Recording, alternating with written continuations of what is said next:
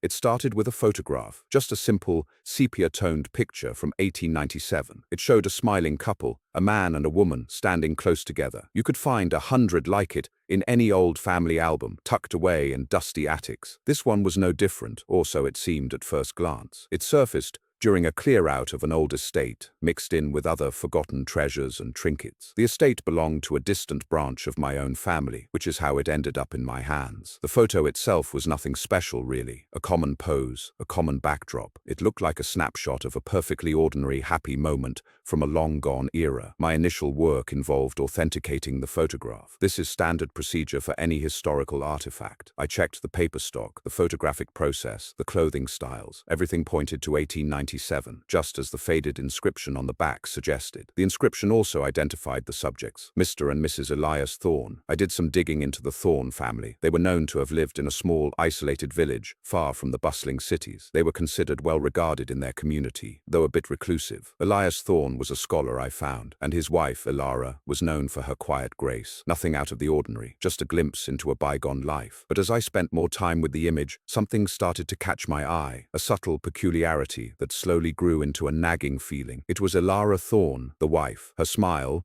though pleasant and seemingly gentle, held a peculiar stillness. It wasn't quite natural, almost too perfect, like a doll's. And then there was her dress. At first it looked like a plain, dark fabric, typical of the period. But the more I looked, the more I noticed an unusual texture, something that didn't quite sit right with the common textiles of the late 19th century. It wasn't rough, nor was it overly fine. It just had a strange, almost woven-in quality that made it stand out. I specialize in late 19th century textiles and symbolism, so these small details tend to jump out at me. My name is Dr. Aris Thorne, and no, I'm not related to Elias and Ilara, at least not that I know of. The faint pattern woven into Ilara's dress was the real kicker. It was almost imperceptible, a trick of the light most would say. But once I saw it, I couldn't unsee it. It wasn't a floral design or a geometric pattern you'd expect. It was something else entirely, something unlike any common textile design I'd ever encountered from that era.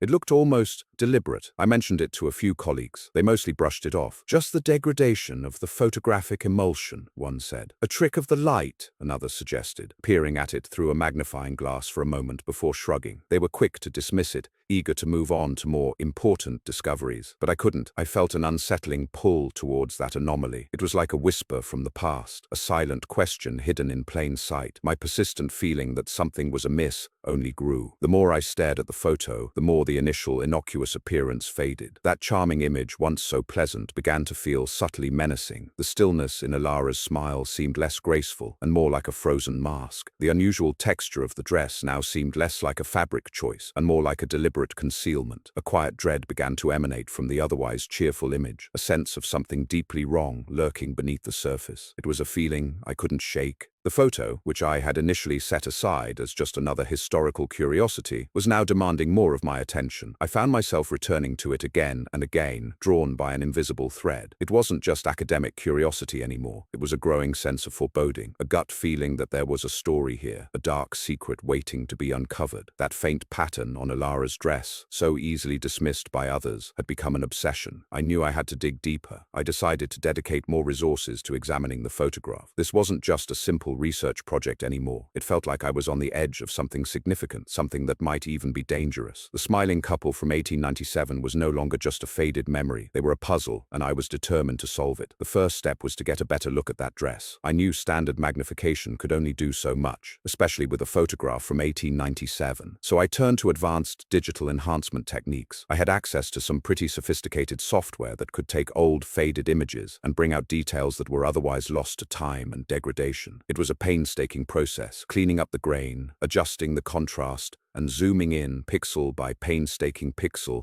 on Ilara's gown. Slowly, painstakingly, the faint patterns on Ilara's dress began to resolve. What had been a subtle, almost invisible texture started to take shape. It wasn't just a weave, it was a series of intricate, almost glyph-like symbols. They weren't random either. They appeared to follow a specific repeating sequence, running vertically down the fabric, then perhaps horizontally across the bodice. It was like a hidden language, woven directly into the material. The more I clarified the image, the clearer these symbols became, each one distinct, yet all part of a larger design. My initial thought was that they might be some kind of obscure decorative motif, perhaps from a forgotten regional craft. I began to consult various databases of historical symbols. I scoured records of ancient scripts, looking through everything from Celtic knots to Egyptian hieroglyphs. I delved into folklore motifs from different cultures, hoping to find a match. I even looked at alchemical symbols and early Masonic emblems, but nothing. There was no immediate match. The symbols on Ilara's dress were unique, deepening the mystery and making it even more compelling. The more I looked at them, the more unsettling they became. They weren't beautiful or decorative in a traditional sense. Their design was angular, sharp, almost aggressive. They evoked a sense of ancient, forgotten knowledge, something that predated common understanding. There was a raw, primal energy to them, a feeling that they weren't meant for human eyes, or at least not for casual observation. They seemed to pulse with a silent, almost malevolent energy, even through the faded sepia tones of the photograph. It was as if they were alive, humming with some unseen force. As I worked on deciphering these symbols, I also started digging deeper into the Thorn family and their village. Elias and Ilara lived in a small, isolated community, tucked away in a valley that time seemed to have forgotten. Researching such places often unearths interesting local legends and superstitions, and this village was no exception. I found obscure tales of hidden cults and dark practices from centuries past. These stories were usually dismissed as mere folklore, the ramblings of superstitious peasants passed down through generations. They talked about strange lights in the woods, whispered rituals, and pacts made with things not of this world. At the time, I filed them away as interesting background, not directly related to the Thorns. Now, with the symbols staring back at me, those old tales started to feel a lot less like fiction. During this intense period of research, I began to experience a growing sense of paranoia. It wasn't sudden, but a creeping feeling that started subtly. I'd be working late in my office, the only light coming from my computer screen, and I'd feel it, a distinct sensation of being watched. I'd glance over my shoulder, half expecting to see someone there, but of course, there was never anyone. The eyes of Elias and Ilara in the photograph, which I had pinned up on a board for constant reference, seemed to follow me. Their smiles, once just unsettling, now felt like a silent judgment, a knowing gaze from another time. It was unnerving, to say the least. Then came the first breakthrough. It was a late night, and I was going through a batch of scanned academic papers, mostly obscure historical linguistics. I stumbled upon an article, almost by accident, on pre-Christian European runic systems. It was a niche field, but something in the diagrams caught my eye. There, among descriptions of ancient Norse and Germanic runes, were a few symbols that were strikingly similar, if not identical, to some of the simpler ones on Ilara's dress. My heart pounded. The paper mentioned their use in ancient warding and summoning rituals, not just for protection, but for compelling and binding forces. It was a partial match, but it was enough. It was the first real lead, the first crack in the wall of mystery. The symbols weren't just random, they were part of an ancient, powerful language, and I had just found the dictionary. This discovery didn't bring relief. It brought a new, deeper wave of dread. I knew without a doubt that I was onto something far more significant and far more dangerous than a simple historical anomaly. With that partial match, everything clicked into place. I could now cross-reference those symbols with other esoteric texts I had initially dismissed as fringe or unreliable. What I found was chilling. The symbols weren't just similar, they were indeed part of a complex, archaic symbolic language. This language wasn't widely known, certainly not in mainstream academia, but it existed in the shadows, preserved in rare manuscripts and hidden grimoires. It was a language of power, of intention, designed to manipulate forces beyond human comprehension. The task of decoding was slow and painstaking. Each symbol had multiple layers of meaning, dependent on its placement and context within the larger pattern. But as I pieced together the first few phrases, a cold dread began to settle deep in my bones. The initial decoded phrases were stark, brutal, and utterly terrifying. Words like bound, sacrifice, and eternal night began to appear with disturbing frequency. The pleasant, if slightly unsettling smiles of Elias and Ilara in the photograph now took on a truly sinister quality. Their expressions, once just a historical curiosity, transformed into masks of a much darker reality. It was no longer just a picture, it was a testament, a dark declaration. The realization dawned on me with a sickening lurch. Ilara's dress was not merely adorned with symbols, it was itself a ritualistic garment, a carefully constructed tapestry of dark intent. Every thread, every stitch, every pattern was imbued with purpose. It wasn't just fashion, it was a binding spell, woven into the very fabric she wore. The dress was the contract, the prison, the conduit. It was designed to hold something, to perform a specific, horrifying function. The elegance of the design, the seemingly innocent floral patterns, were all a facade for a much more sinister purpose. It was a masterpiece of occult craftsmanship, hidden in plain sight. This discovery immediately shifted my focus to Elias Thorne. If Ilara's dress was a ritualistic garment, what was Elias's role in all of this? I dug deeper into his background. Beyond the polite records of a reclusive scholar, what I found was startling. Elias Thorne was indeed a scholar, but not just of ancient languages. He was an avid, almost obsessive student of occult practices, of forgotten rituals, and of the darker side of human ambition. This fact had been deliberately obscured, carefully scrubbed from most historical records. Only in the most obscure family archives, in letters between distant relatives, did hints of his true interests emerge. He wasn't just a husband, he was a master manipulator, a seeker of forbidden knowledge. He had the means, the intellect, and it seemed the will to conduct such a ritual. My research into the village also took on a new, terrifying light. Those local legends, once dismissed as folklore, now seemed like fragmented truths. The village had a history of disappearances, of unexplained phenomena, often attributed to natural disasters, wild animals, or simply the harshness of rural life. But now I saw them through the lens of the decoded symbols. These weren't accidents, they were patterns. The villagers weren't just superstitious, they were living in the shadow of something real, something ancient and malevolent that Elias Thorne had clearly tapped into. The isolated nature of the village, its distance from official oversight, made it the perfect stage for such dark experiments. The decoding process became mentally taxing, far more than just academic work. The escalating dread was constant. I started having vivid, disturbing nightmares. The symbols from Ilara's dress would appear in my sleep, swirling and shifting, sometimes forming into grotesque faces, other times just whispering incomprehensible horrors in a language I understood only in my subconscious. I'd wake up in a cold sweat, the feeling of being watched more intense than ever. The lines between my waking research and my sleeping mind began to blur. I felt like I was slowly losing my grip, that the ancient horrors I was unearthing were beginning to infect my own reality. It was more than just a case study. It was becoming a personal ordeal. As more of the dress was decoded, a longer, more coherent message began to emerge. It wasn't just isolated phrases anymore. It was a narrative, a chilling account of a pact, a binding, and a transfer of something unspeakable. The symbols detailed the process, the ingredients, the intent. Ilara was not just a participant, she was the vessel. The smiles in the photograph, I now understood, were not of a happy couple, but of a triumphant sorcerer and his unwilling, slowly consumed sacrifice. The message spoke of an entity, ancient and powerful, bound to Ilara, slowly feeding, slowly growing. It also spoke of the immense power Elias gained, the knowledge, the influence. The photograph wasn't a memory, it was a snapshot of a moment of transformation, a point of no return. It was a monument to a terrible bargain. The full revelation of the message, now laid bare by my relentless decoding, was a horror beyond anything I could have imagined. Ilara's dress wasn't just a garment adorned with symbols, it was a meticulously crafted tapestry of damnation, a literal contract woven into fabric. The decoded text spelled out a horrifying pact, a dark ritual, ancient and arcane, performed to bind an ancient,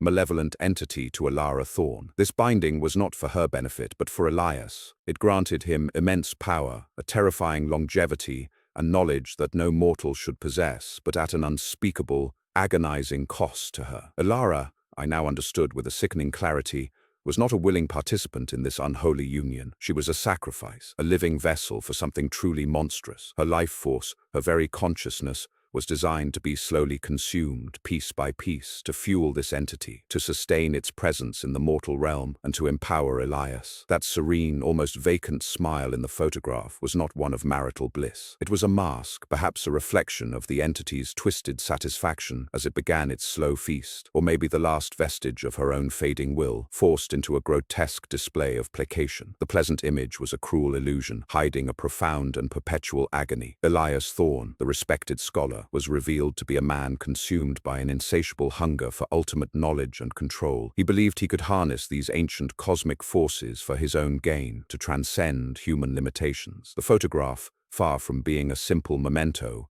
was a testament to his success, a chilling trophy displayed for no one but himself, a silent boast of his victory over life and death, and over Ilara. He saw her not as a wife, but as a tool, a means to an end in his grand, dark ambition. His meticulous planning, his carefully hidden research, all pointed to a cold, calculated malevolence. The entity itself, as described in the decoded text, was not a demon in the traditional sense, or any earthly spirit. It was something far older, far more primal, a whisper from the void that predated conscious thought. The symbols described it as an ancient, formless horror, a consciousness that could manipulate reality and drain life, not through brute force, but through an insidious, pervasive influence. It was a fragment of cosmic chaos brought into a fragile human form. It was not bound by human morality or understanding, simply by its own insatiable hunger and the strictures of Elias's ritual. This wasn't a creature of fire and brimstone, but of cold, indifferent oblivion. The permanence of the binding was another terrifying detail. The symbols woven into the dress were not temporary enchantments. They were designed to be an unbreakable prison for the entity within Elara, a cage that would hold it, but also, crucially, a constant conduit for its influence and power to flow into Elias. It was a symbiotic relationship, but one built on absolute subjugation. Elara was the living sacrifice, the eternal battery, and Elias, the beneficiary, drawing from her stolen vitality. The ritual ensured that as long as Elara lived, and even beyond, the entity would be tethered, its power accessible. The chilling implication of the photograph began to seep into my bones. It was not just a historical record of the pact, a piece of evidence from a dark past. It was an active focal point, a conduit itself. The act of capturing that moment, of freezing it in time, had somehow imbued the photograph with a fragment of the entity's essence. It was as if the lens had captured not just light, but a sliver of the ritual's power, preserving it within its very fibers. The entity even now seemed to resonate from the faded sepia tones, a faint echo of its imprisonment. The photograph wasn't inert. It was a dormant, miniature anchor for a cosmic horror. The weight of this discovery pushed me to the brink. My academic curiosity had long since transformed into a desperate, personal struggle. The psychological toll was immense. The lines between reality and the ancient horror I was unearthing began to blur in my own mind. I started feeling a growing, undeniable sense of the entity's presence, not just in my dreams, but in my waking hours. It was a coldness that wasn't physical, a pressure that wasn't tangible. It was as if the entity, even from across the vast expanse of time, was reaching out, stirring, aware that its secrets were being laid bare. My world, once ordered by academic logic, was now permeated by a subtle, creeping dread. The photograph had become a window, and something was looking back. The entity's lingering influence became undeniable. I realized the binding ritual, and thus the entity's power, didn't just end with Elara's death. The photograph itself acted as a residual anchor, a tiny, almost invisible thread still connecting it to our world. It was a faint echo, but an echo that was growing stronger as I probed deeper into its past. Strange occurrences, small at first, began to plague my life. Objects I'd left in one place would be found in another. My books, meticulously organized,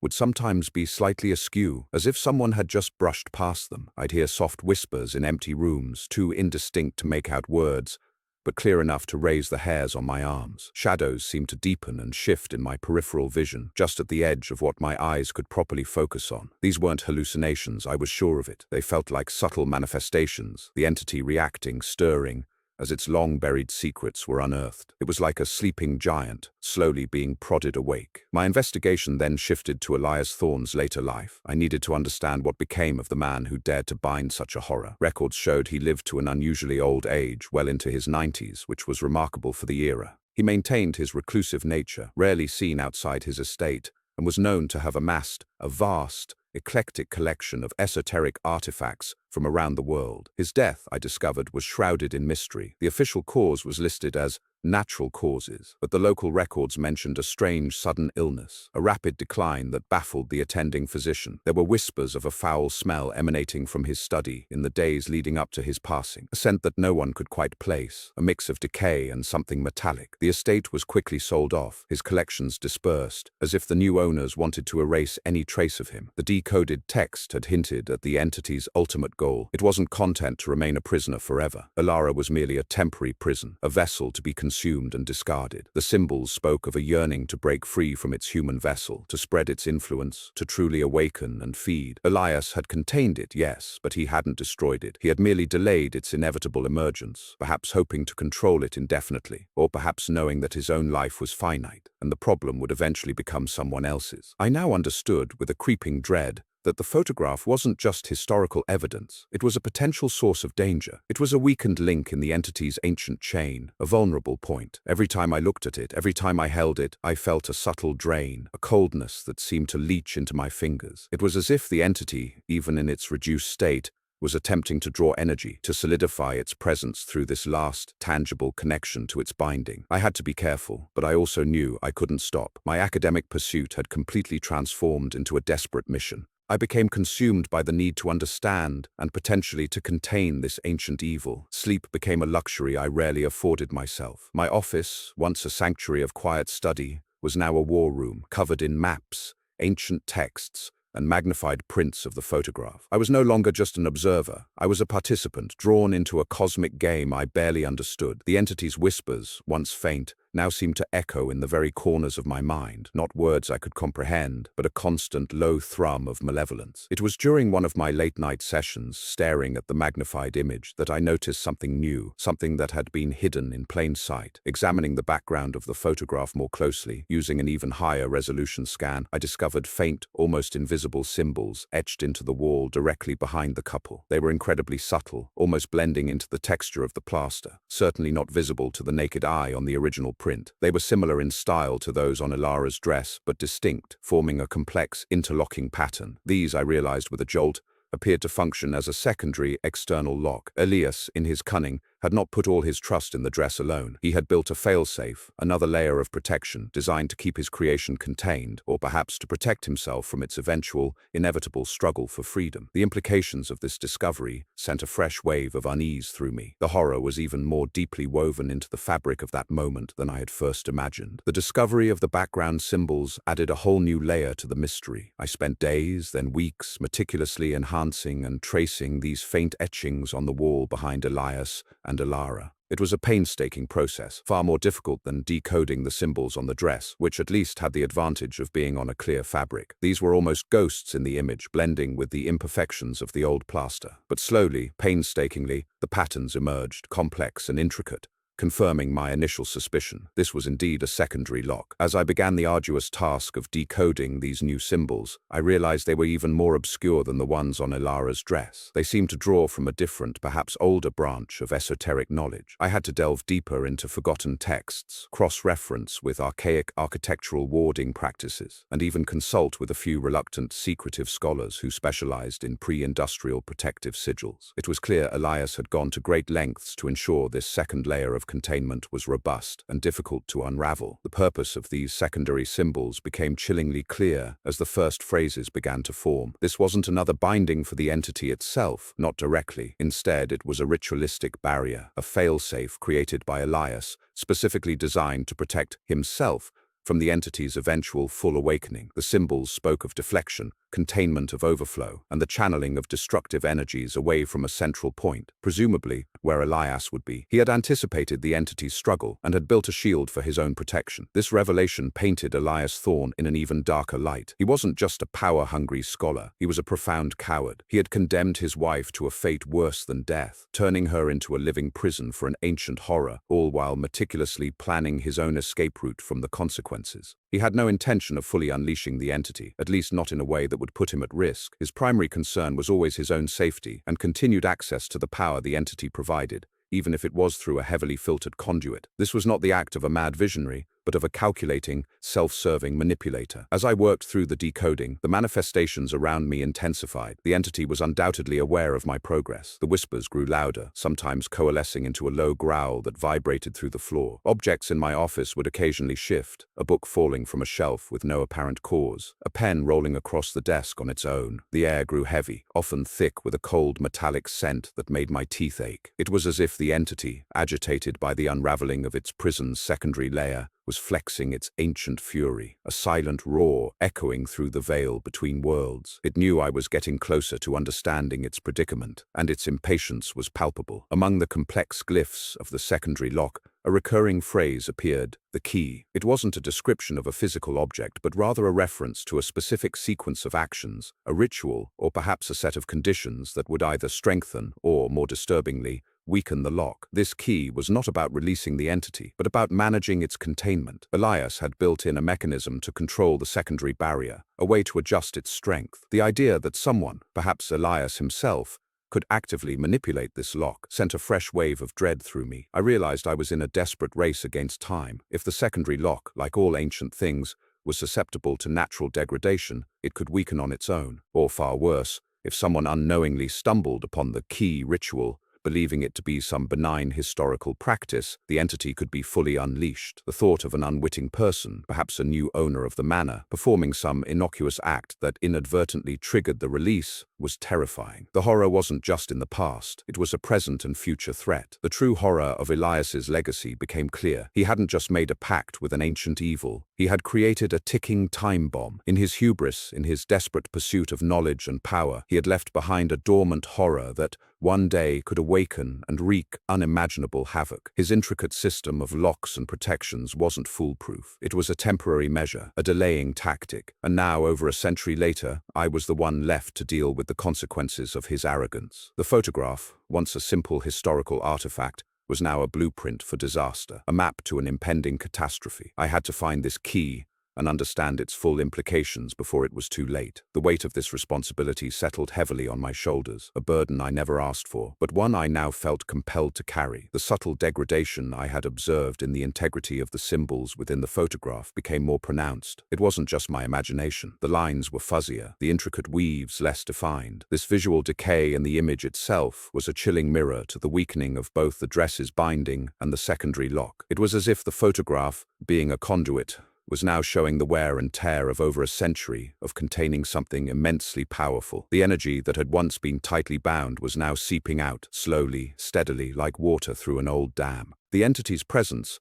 once a subtle unease, then a series of strange occurrences, now became undeniably physical. My apartment, usually a quiet sanctuary, was a theater of escalating paranormal activity. Objects weren't just shifting anymore, they were being thrown with force. A heavy ceramic mug once flew from the kitchen counter, smashing against the wall opposite. Cold spots didn't just appear, they moved, chilling me to the bone as if an invisible, icy hand had passed through me. Sometimes, out of the corner of my eye, I would glimpse spectral forms, fleeting shadows that darted across the room, too quick to properly register, but too solid to ignore. I was no longer merely studying history from a safe academic distance. I was actively battling a supernatural force that was making itself known. The whispers, which had previously been fragmented and incomprehensible, began to coalesce. They were clearer now, forming sentences still in the ancient language, but distinct enough for me to piece together their meaning. They were taunting me, promising freedom and destruction. They spoke of the world being remade in their image, of power beyond my comprehension. It was a terrifying experience, hearing these words not just in my mind, but sometimes seeming to echo from the very walls of my study. The entity was aware of my every move, every step I took towards understanding its prison, and it was reveling in its impending release. It was trying to break my resolve, to make me give up, but instead it only fueled my determination. This direct communication, as unsettling as it was, solidified my decision to intervene. Merely documenting this horror,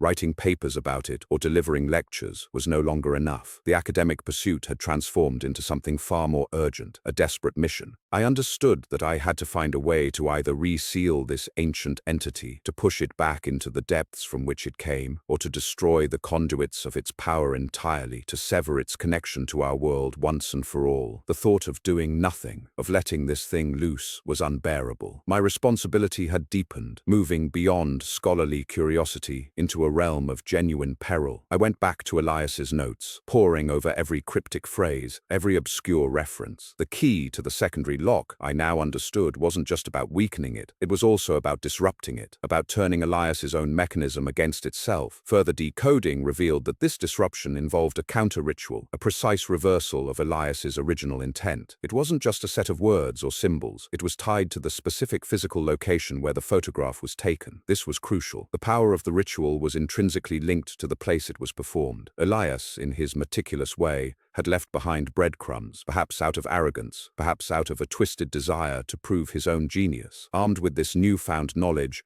and a growing sense of dread mixed with grim resolve, I began preparations for a journey. I had to travel to the isolated, almost forgotten village where the Thorns had lived. It was the birthplace of this ancient evil, the ground zero of Elias's hubris. The village, long since abandoned and reclaimed by nature, held the key to both the entity's binding and its potential release. It was a perilous journey, both physically and mentally, knowing what awaited me there. I packed minimal supplies, my research notes, And of course, the photograph itself. It was the focal point, the map, and the target. As I made my final preparations, a final terrifying realization hit me with the force of a physical blow. The entity wasn't merely trapped within Alara's dress and the secondary lock. It had been slowly accumulating power for over a century, feeding on the residual energy of the binding itself, growing stronger with every passing year. It wasn't a dormant prisoner, but a patient predator, preparing for its ultimate cataclysmic release. The weakening locks weren't just a sign of degradation, they were a signal, a countdown. The entity was ready. It was not just waiting to be freed, it was actively pushing against its prison, anticipating the moment it could burst forth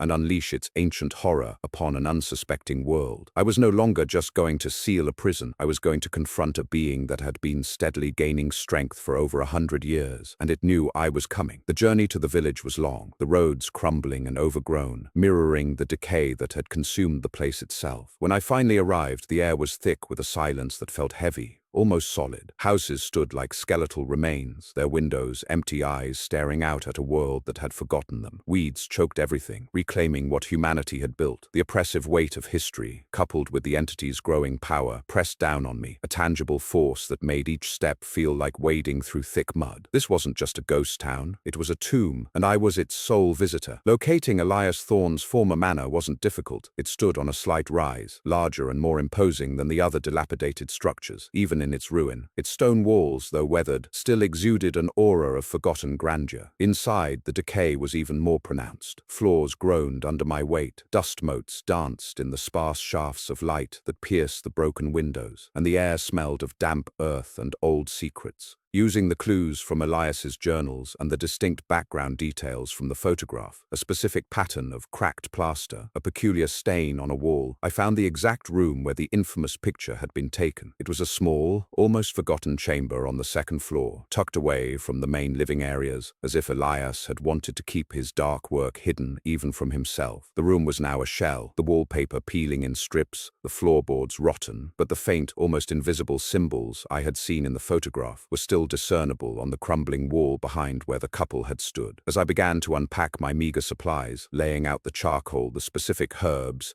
and the original photograph itself, the atmosphere in the room shifted. It wasn't just a change in temperature or a sudden draft, it was a deepening of the oppressive silence, a palpable sense of being watched, then of being felt. The entity, sensing my intent, began to manifest. At first it was subtle, a flicker in the periphery of my vision, a whisper that wasn't sound, but a thought pressing against my mind. Then it grew bolder. Shadows in the corners of the room deepened and swirled, coalescing into indistinct forms. The air grew heavy, thick with an ancient malice that made my skin crawl. It wasn't a distinct shape, but a swirling vortex of shadow and negative energy, a formless horror that pulsed with an intelligence far beyond human comprehension. It sought to deter me, to break my will, to destroy me before I could even begin. Despite the overwhelming fear that threatened to paralyze me, I forced myself to move. Every instinct screamed at me to run, but I knew there was no escaping this. I had disturbed it, and now I had to finish it. My hands trembled as I began to execute the complex counter-ritual. I spoke the ancient words, my voice hoarse but steady, the sounds alien and guttural in the decaying room. I traced the reverse symbols on the crumbling wall with charcoal, mirroring Elias's original binding but twisting their intent. The room became a maelstrom of conflicting energies. The entity raged, its shadowy form convulsing, lashing out with tendrils of pure dread. Objects around me rattled, then crashed to the floor. The very air vibrated with a raw, primal power. The original photograph, which I had placed carefully on a makeshift altar of fallen bricks, became the epicenter of this conflict. It began to glow with an unholy, sickly green light, then pulsed with a frantic, desperate energy. This was the entity's anchor, its last physical connection to this world. Struggling against the new binding I was imposing, I could feel its immense power pushing back, trying to overwhelm my resolve to tear my mind apart. Whispers, now clearer, screamed in my head, promises of power, threats of eternal torment, pleas for freedom. But I held firm, focusing all my will, all my knowledge, into the counter-ritual. Slowly, agonizingly, the maelstrom began to subside. The swirling shadows of the entity writhed, contracted, and then, with a final ear-splitting shriek that was more felt than heard, it imploded. The room was plunged into an unnatural silence, a void where the entity's presence had been. The photograph, still glowing faintly for a moment, flickered, and then returned to its sepia-toned stillness. The images of Elias and Alara Thorne once again appearing serene, almost innocent. The counter-ritual had succeeded, not by destroying the entity. Such an ancient horror could likely never be truly annihilated, but by rebinding it. I had strengthened the existing locks, reinforcing the symbols on Elara's dress and the secondary wards on the wall, and crucially, I had severed its weakened connection to the photograph, and by extension, to our world. The entity's scream had faded into that profound silence, a silence that promised it was dormant, but never truly gone. I left the village as the sun began to set, casting long, mournful shadows across the ruins. I was forever changed by what I had witnessed and what I had done. The photograph, now inert, was no longer a threat, but it remained a chilling testament to a forgotten history, a silent warning. I carried it with me, a reminder of the thin veil between our world and the ancient horrors that lurk just beyond. The lesson I learned was etched deep into my soul. Ancient power, once disturbed, can never truly be forgotten. It can only be carefully contained. The horror was dormant, a silent sentinel in the forgotten manor, ready to awaken if the locks ever weakened again. It was a warning for future generations, a chilling reminder that some secrets are best left buried, and some smiles hide a darkness that spans centuries.